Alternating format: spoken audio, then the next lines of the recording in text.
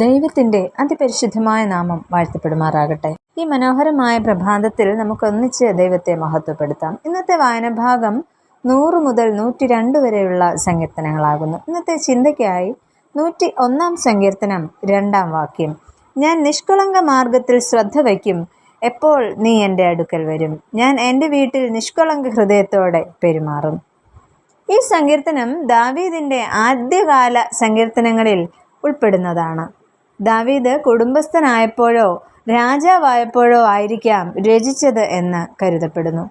ഈ സങ്കീർത്തനത്തെ ധർമ്മിഷ്ഠ പ്രമേയങ്ങളുടെ സങ്കീർത്തനമെന്നും പണ്ഡിതന്മാർ വിശേഷിപ്പിക്കുന്നു.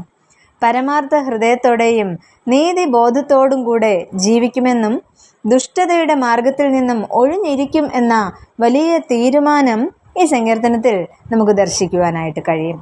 അധികാരികളും ഭരണകർത്താക്കളും പിന്തുടരേണ്ട പാതയുടെ ഒരു രൂപരേഖയാണ് നാം ഇതിലൂടെ കാണുന്നത്. അതിനാൽ കാലാതീത പ്രസക്തിയുള്ള ഒരു സങ്കീർത്തനവുമാണ് ഇത്.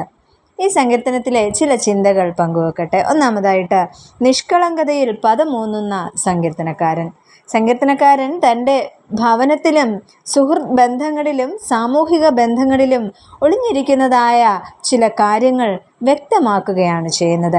നീച കാര്യം കൺമുന്നിൽ നിന്ന് നീക്കിക്കളയും, ക്രമം കെട്ടവരുടെ പ്രവൃത്തിയെ വെറുക്കും, ദുഷ്ടതയും വക്രഹൃദയവും അകറ്റും, ഏഷണിയെ നശിപ്പിക്കും, ഉന്നത ഭാവവും നിഗളഹൃദയവും വെറുക്കും.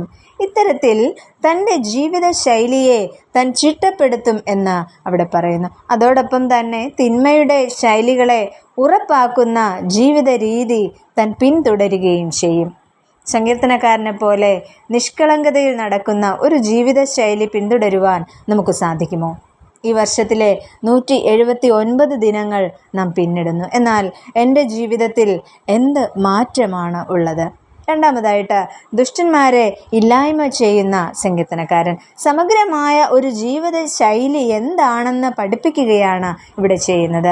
ഒരുവൻ്റെ ദൈവബന്ധത്തിൽ ആരംഭിക്കുന്ന ജീവിതം കുടുംബത്തിലും സമൂഹത്തിലും രാഷ്ട്രീയ ബന്ധങ്ങളിലുമെല്ലാം വ്യാപിച്ചു കിടക്കുന്നു.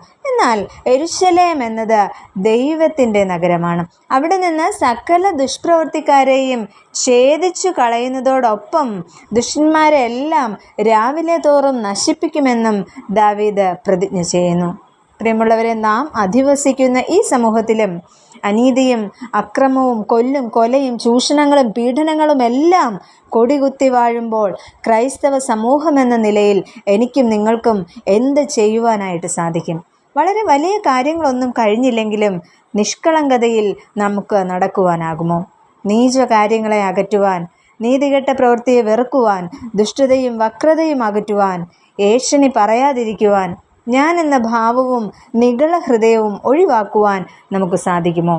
ഓരോരുത്തരും ദൈവിക നിയമത്തിൻ്റെ സംരക്ഷകരാണെന്നുള്ള ബോധത്തോടെ ജീവിപ്പാൻ ദൈവം നമ്മെ ഏവരെയും ശക്തരാക്കട്ടെ. നമുക്ക് പ്രാർത്ഥിക്കാം. പ്രിയ പിതാവേ, ദൈവജനത്തിൻ്റെ മധ്യേ വിശ്വസ്തതയും നിഷ്കളങ്കതയും കൈമോശം വന്നിരിക്കുന്ന ഈ കാലഘട്ടത്തിൽ ജീവിത വിശുദ്ധിയോടും നിഷ്കളങ്കതയോടും കൂടി ജീവിപ്പാൻ ഞങ്ങളെ ഏവരെയും ഇടയാക്കണമേ.